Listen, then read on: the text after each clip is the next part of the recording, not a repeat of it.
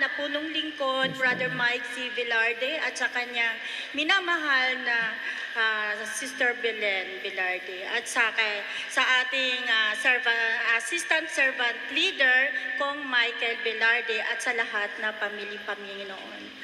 Lord, nagpapasalamat po ako. Ako po si Sister Cynthia Dukot po. Isishare ko lang po ang kabutihan ni Yahweh El Shaddai na ginawa sa aking anak po. Talagang kasi mula nung baby po siya, ay talagang meron po siyang sakit na skin asthma po. Talagang pagka sinumpong po ang kanyang allergy po, ay talagang pantal po mula ulo hanggang talampakan, hanggang sa lagi kami sa doktor. Nung one time na pumasok po siya sa school, talagang tinawagan po ako ng kanyang teacher kasi talagang sobra na po, pulang-pula na po talaga siya. Ngayon, sabi, sunduin ko ang aking anak.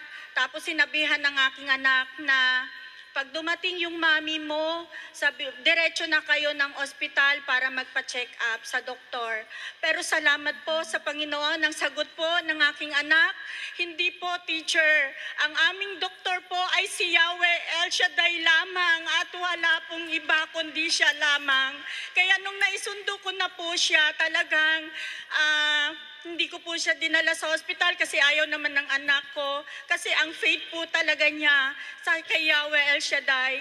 Wala na po kami mula noon, hindi po kami nagpapadoktor dahil ayaw mismo ng anak ko. Kaya salamat sa Panginoon. Isa pa po, yung pangalawang patutuo ko po, umatin po kami sa Diocese ng Bulacan.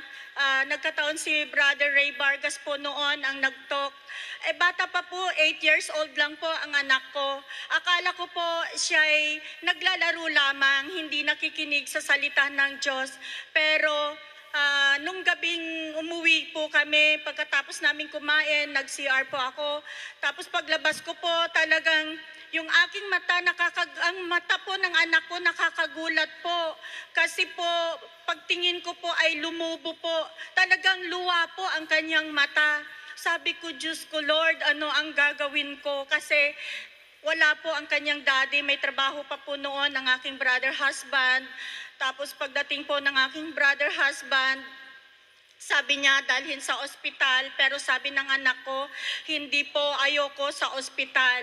Sabi niya sa akin, Ma, di ba po sabi kanina ni Brother Ray Vargas na kapag ang kamay po natin itinaas natin sa Panginoon, yun po ay may power at kahit ano ang ating hahawakan ay siya'y gagaling. Sabi ko, Amen. Sabi ko, sige anak, sabi ko, itaas mo ang iyong kamay at humingi ka ng tawad sa Panginoon. Saka mo hilingin ang kagalingan ng iyong mata. Alam niyo po, hindi na po namin nadala sa ospital. Natulog po ako na hindi ko man lang naisip na may sakit ang aking anak. Pagdating po ng umaga, araw ng Sabado, ako po ay namamalingki kasi hindi pa po ako noon asyaret. Nagpapakain po kami kahit papano sa mga preacher po na kahit konti lang po. So, nagmalingki po ako. Pagdating ko po sa bahay, galing palengke, sinalubong po ako ng isang ni Joy. Sabi niya, Tita, magaling na po si baby. Purihin po ang Panginoon na tingin ko po talagang wala po. Parang walang nangyari sa kanyang mata. Kay buti-buti po ng Panginoon. Ang pangatlo po na patutuo ko, yung himalang ginawa ng Panginoon sa akin. Kasi po noon, pagka outreach po si Brother Rani, ang aking brother husband po, sumasama po ako, niyaya niya ako. Nakamotor lang po kami.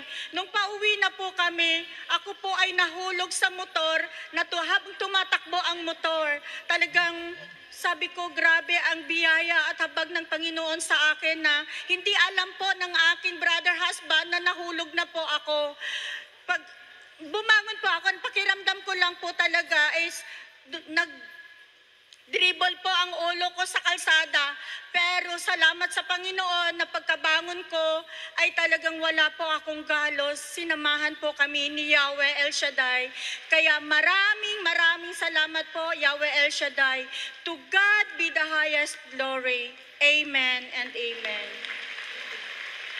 The third song, A Sound of Music.